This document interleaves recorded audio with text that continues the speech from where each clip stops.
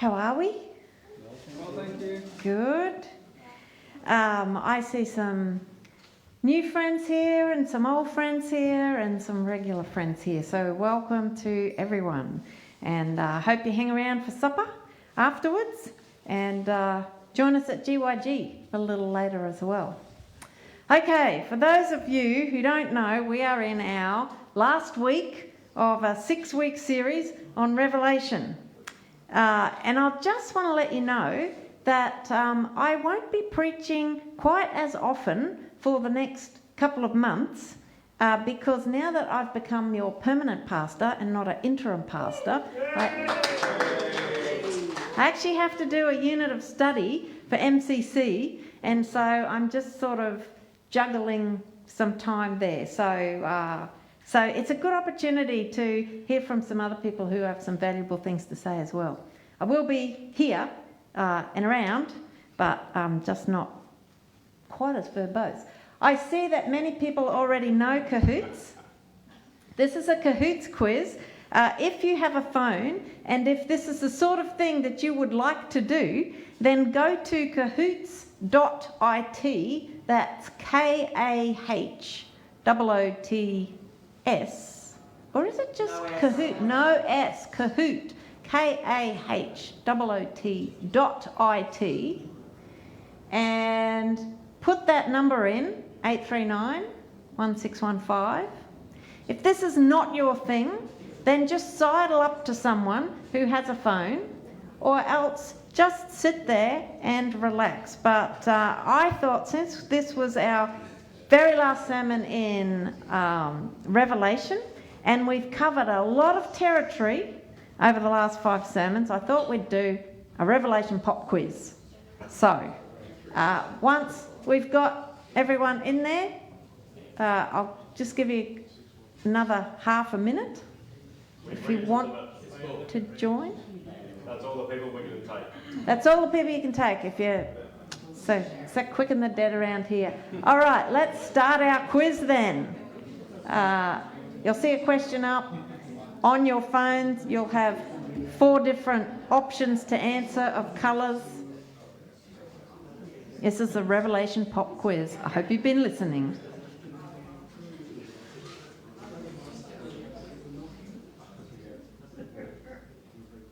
Yo. Red, reading predictions of future events. Blue, wandering around an art gallery. Yellow, reading a story with a linear plot line. Or green, being on shrooms. What is Revelation like? Click on your phone the answer. Yeah, okay. Oh, you've done well. All right, let's try the next one. Oh, Ash and John are up there. Is that close? Next question. For Ezra is red, the most popular baby name in 2022. Blue, a menu item at Cafe 63. Yellow, an example of first century popular literature. Or green, what's right on a gift tag for baby Ezra? Nice, very nice. Oh, everybody got that. Oh. How hard can it be? Ash and John understand? No. Oh, God. All right. Next question. Are the 4 horsemen of the apocalypse the judgments of God or the results of living by empire power? Yes.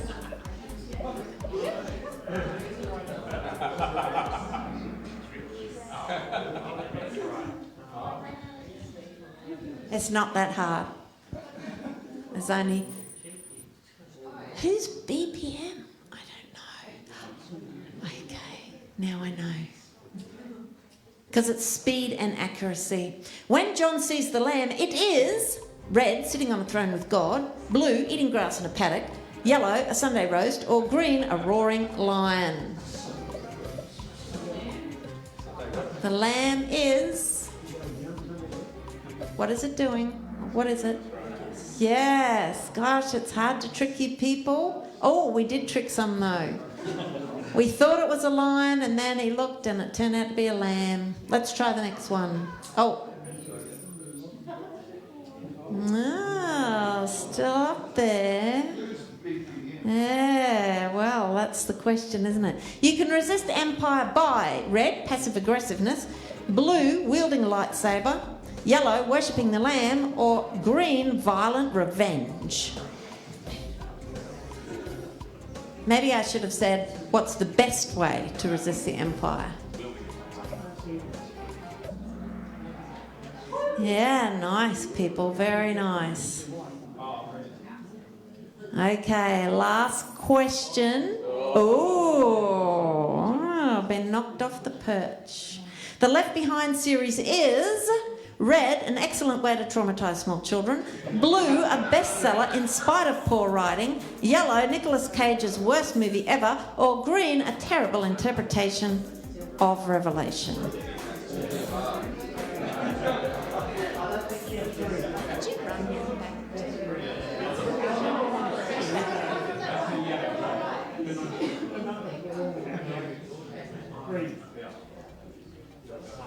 The last one, all answers are the right answer.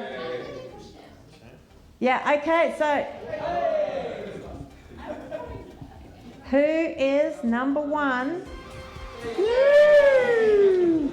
Okay, I think if you look around you can work it out. Thanks, Justin. All right, do you know what? In this whole series, been doing this for 6 weeks, I don't think I told you about the very first word in the book, which is a bit of an oversight. The first word in the book of Revelation is apocalypse. In the Greek, apokalypsis. And so the title of the book, which is the first words of the book, is The Apocalypse of Jesus Christ.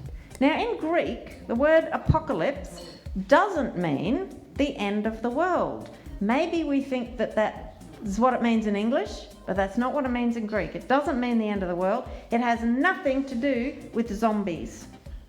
In fact, I experienced an apocalypse in my garage last year. We'd noticed this watermark on the bottom of our interior garage wall, and it had been there for a year or more, and we sort of thought maybe we should get it checked out, but we never really did. It wasn't getting any worse, so we didn't really think it was anything to worry about. But then one day, we got this handyman out to investigate, and he cut this little hole in the wall just so he could look in to see what was going on.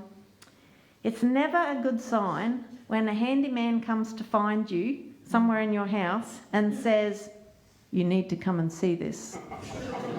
You don't want to hear those words. It was termites.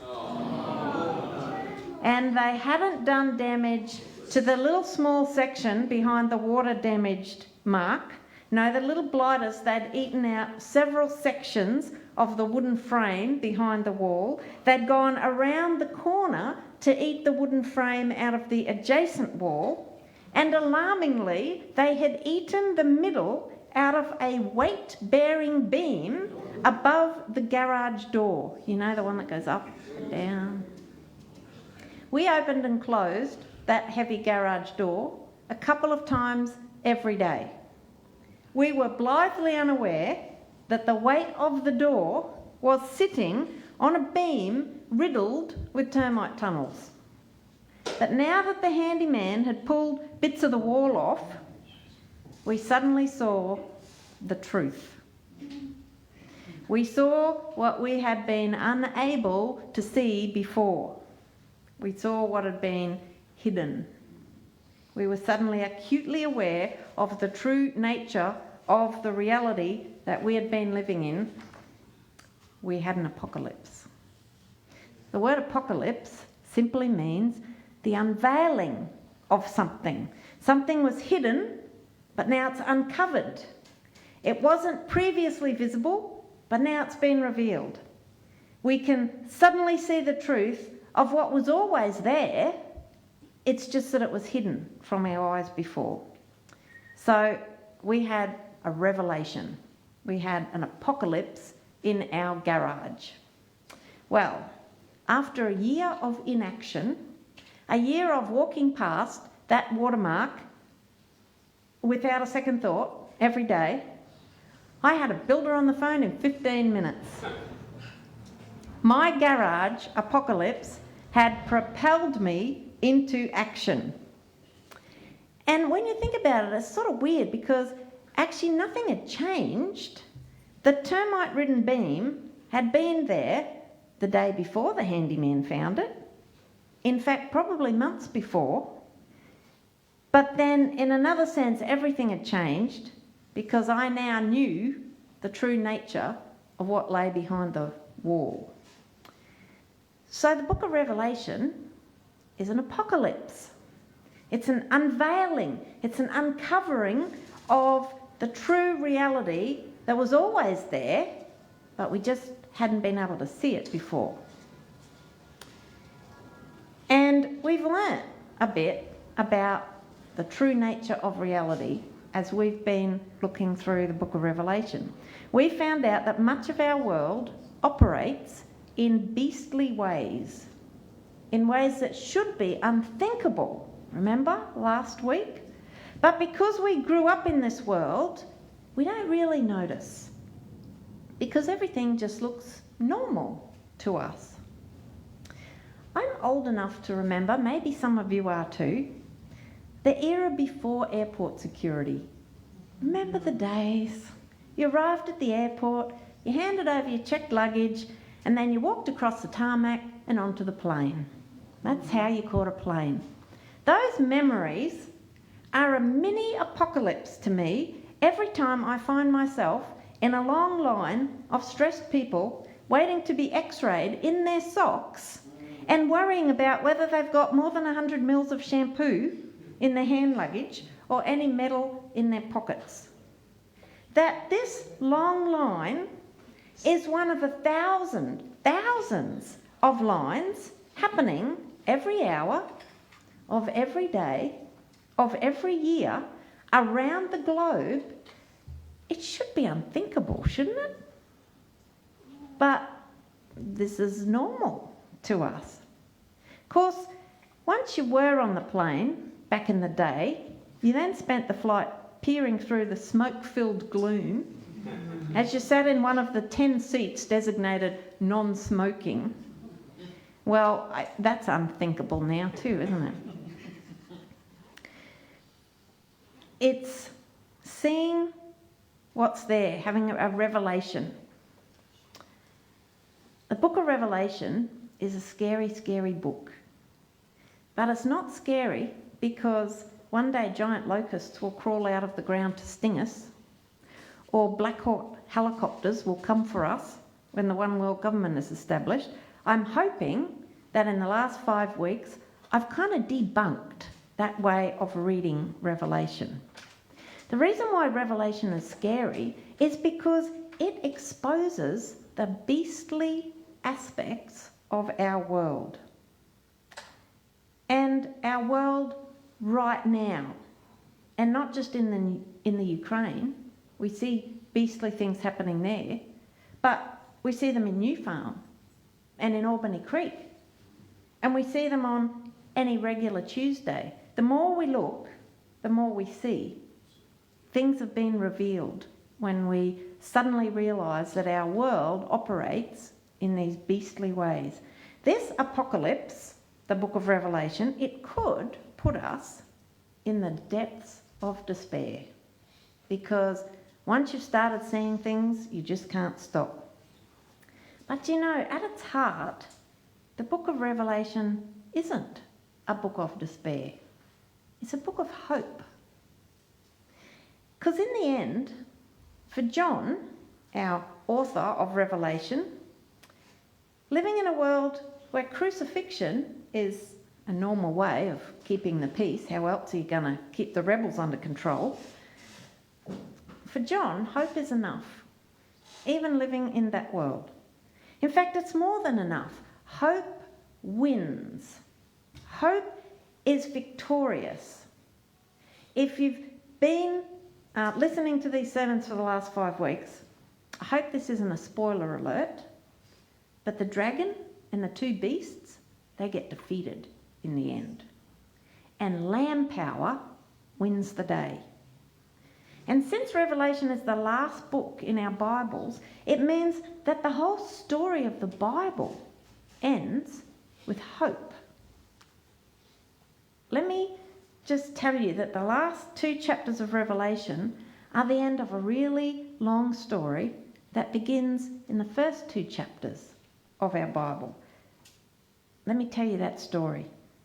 In the first 2 chapters of Genesis describes the creation of the world, right? We've got Genesis 1 with its 6 days of creation, and that depicts creation on this kind of big cosmic scale, this creation that's teeming with life and with beauty. And then we've got Genesis 2 that kind of zooms in and describes this more intimate creation of a garden where the very hands of God get dirty, God planting fruit trees, fashioning a human out of the soil from the ground, the garden with its tree of life and its river, the river that flows out of it to water the surrounding countryside. I wonder if you heard an echo of that in the reading that Adam did.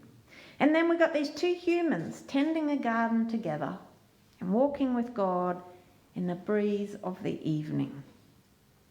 But you see, what happened was that those 2 humans chose to listen to a beast, that serpent, and live according to the beast's advice, to reach out and take what was not meant for them to take, and to consume what was not meant to be consumed. And they did that instead of listening to the wisdom of God that said, you can eat that fruit, you can eat that fruit, you can eat that fruit, don't eat that fruit will kill you. But they did. And as a result of eating those poison berries, they find themselves exiled outside the garden and cut off from the tree that gives life. And so human civilization develops outside of the garden. Genesis traces it. The first 2 children, Cain and Abel, are born outside the garden. And Cain becomes jealous of his brother. And when God sees Cain's jealousy, God tells Cain that sin is crouching at your door. That's the words. How does sin crouch by someone's door? It's like a beast waiting to devour him. And this sin beast, he wants to dominate Cain. But God says, Cain, you can overcome this beast by doing what is right. But Cain doesn't. He kills his brother, and his brother's blood cries out from the ground. And the blood of the innocent has been crying out from the ground ever since. And it's mentioned in Revelation 18:24. Check it out sometime. So Cain builds a city instead of a garden, the first city. And generations are born and live and die, and more are born, and families turn into tribes, and tribes come together to form kingdoms, to form empires. And empires begin to rise and fall. And you know, the Bible traces all of these different empires, traces the story of God's people living through the rise and fall of the Egyptian Empire, the Assyrian Empire, the Babylonian Empire, the Persian Empire, the Greek Empire, and finally, at the time of Jesus, they're living under the Roman Empire. The book of Daniel, probably the last book to be written in the Old Testament, describes some of these empires as beasts that crawl out of the sea. They're hideous beasts, these empires, in Daniel's vision. A lion with eagle's wings, whose wings have been pulled off. A bear that's told to devour much flesh. A four-headed leopard with the wings of a bird, and a terrible 4th beast.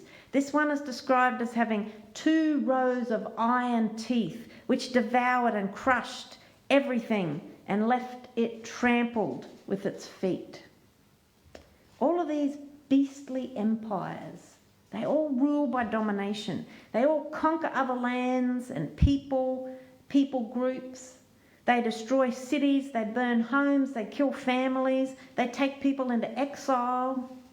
They turn the people that they conquer into slaves, and they force them to build their empires.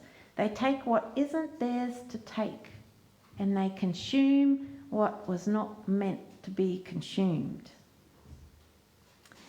But that beastly behaviour doesn't just happen on an empire scale, does it? Bible's full of stories about what happens when individual people give in to the whisper and the promise of the beast. Joseph's brothers sell him into slavery because he's the favoured one of their father. David rapes Bathsheba and then has her husband murdered to cover his sin. Jezebel has Israel's religious leaders murdered so that she can promote her own religion. Beastly behaviour by beastly powers. It started in the garden when a beast deceived the first humans into trusting it, and it hasn't ended to this day. And you know, if we're honest, all of us sitting here, we've given in to the temptation of the beast, haven't we? We've all used people. We've all taken what wasn't ours to take. We've raged like beasts. We've devoured and crushed and trampled on. Sin has crouched at our door and we have not overcome it. And we've all been on the receiving end too, haven't we? Of beastly power, beastly behaviour. We've been trampled on and crushed and used. The whole thing is just a sad portrayal of the human experience throughout history. But the final chapters of Revelation paint a picture in our imaginations of what sort of world exists when the beastly powers are defeated and Babylon is fallen. The last two chapters are a revelation, an apocalypse of what a new heaven and a new earth, a new creation looks like when Lamb power triumphs over beastly power. And this picture that John hangs in the gallery of our imaginations is both a certain hope for the future and an invitation for the present. The hope of the Christian faith is that one day, someday, there will be a new creation, a new heaven and a new earth where God will dwell among God's people. And the Christian hope is that one day, someday, there will be nothing to separate us from God, neither death, nor life, nor angels, nor heavenly rulers, nor things that are present, nor things to come, nor powers, nor height, nor depth, nor anything else in this creation. So Revelation chapters 21 and 22 paint this picture of what living in that world might be like when heaven and earth are finally and completely reconciled and free from any kind of beastly power. But it's also an invitation to the present, because John's revelation, his apocalypse, is that this certain hope, it's already underway. It's just hidden. It's veiled. It's covered up. It's hard to see at the moment. When John looks around at his world, the world that he lives in, just as we look around at ours, it appears that the dragon and its two beasts are winning, in charge of things. But from his position in that heavenly situation room, remember that from West Wing, John can see the Lamb is already on the throne, already ruling with Lamb power. Judgment of Babylon is already underway as the empire and its beasts bring destruction down on itself with those 4 horsemen of famine and death and war and economic disparity.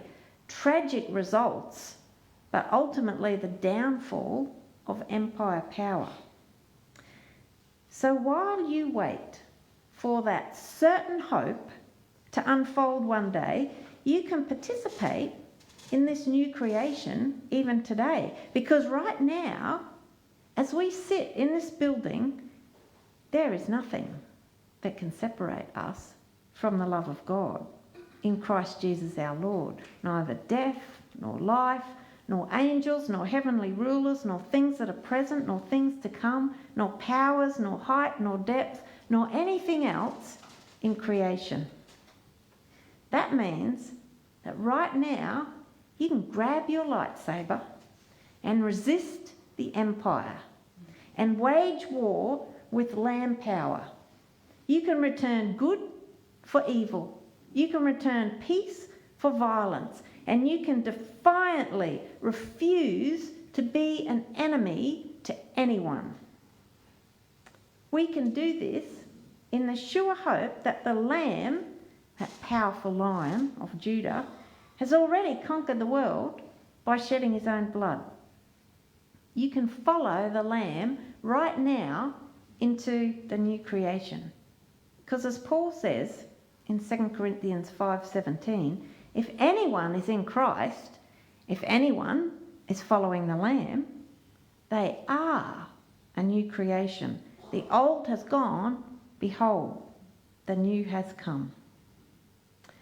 I'm hoping that in this series, I've offered a way of reading Revelation that's different than what you might have heard elsewhere.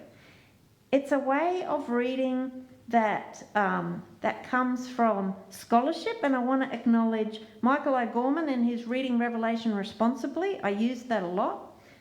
Keith Gillies in his Jesus Unexpected, Ending the End Times to Become the Second Coming. And the Bible Project podcast series on reading apocalyptic literature, as well as our friend for Ezra. They're the people, the books and documents that I've used to put this series together. But it also kind of makes sense to me in my personal journey of faith. I want to emphasise, though, that, this is the way I've read it, and I've read it in partnership with these different scholars and stuff. Maybe you read Revelation in a slightly different way. And I'd love to hear about that. But please remember, there's more than one way to read the book of Revelation. Cool.